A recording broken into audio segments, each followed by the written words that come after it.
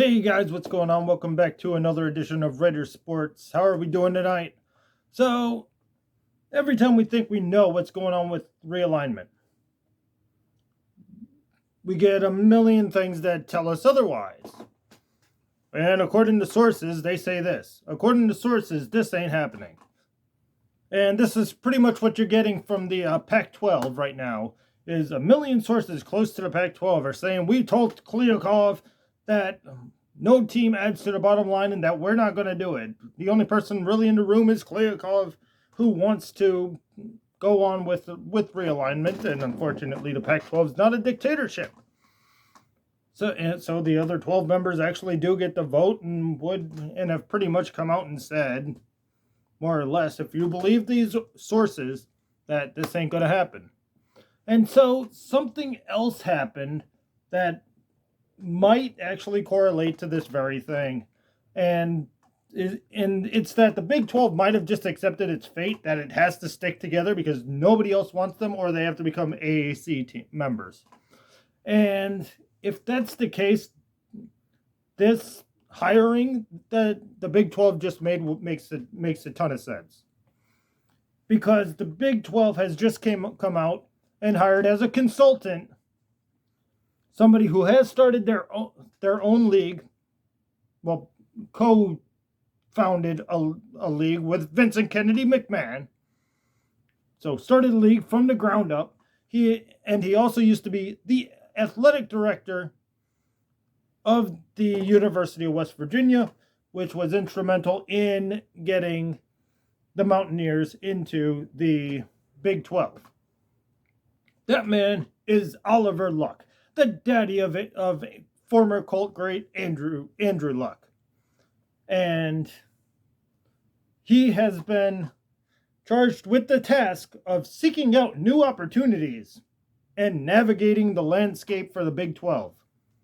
That is what they have come out and said his job description really is. He is going to be helping Bob Bowlesby, who we know doesn't really have any vision. He's just kind of a guy who just is there just to, run things.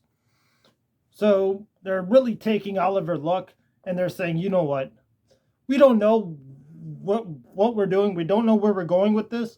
So Oliver, take the wheel, guide us through this. If there's a way to find us a happy home, otherwise in other places, because he was looked at as the Pac-12 commissioner on the short list, of which George Kliakov has already gotten, as we know.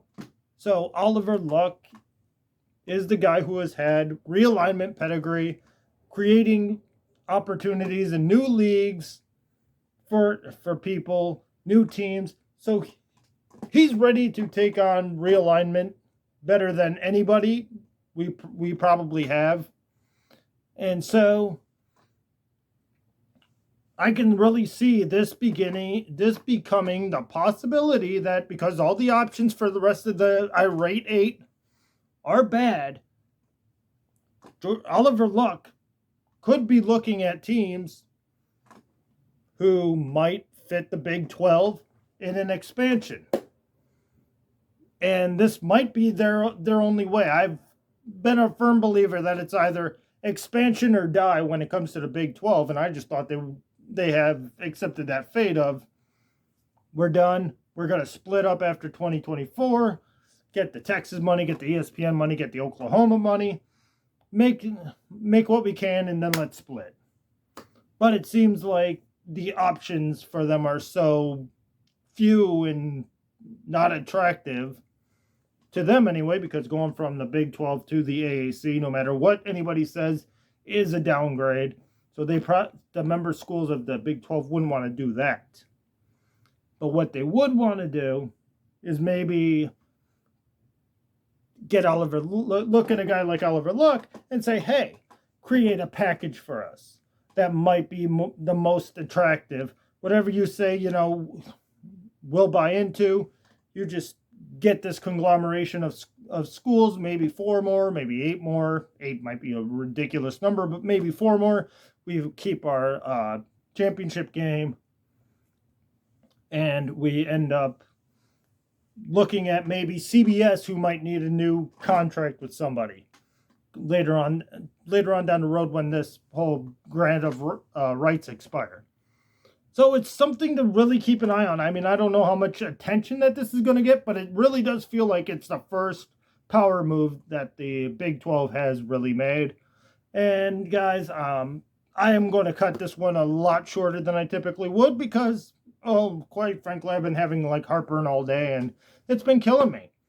And so, in conclusion, I would just like to say thank you guys for that last video. It has gotten up to 1,900 views, and watching how this channel is just beginning to grow. And the discussions have been great. The comments, you guys have been really, really involved, and I really thank you. And for those of you guys who have been here, since day one or since the early times, I thank you guys for writing out everything. And thank you guys just for everything. It really means a lot to see that somebody actually, gives a damn about what I say. Or at least checks it out. So, thank you guys for that. Until next time, guys. I'll see you later.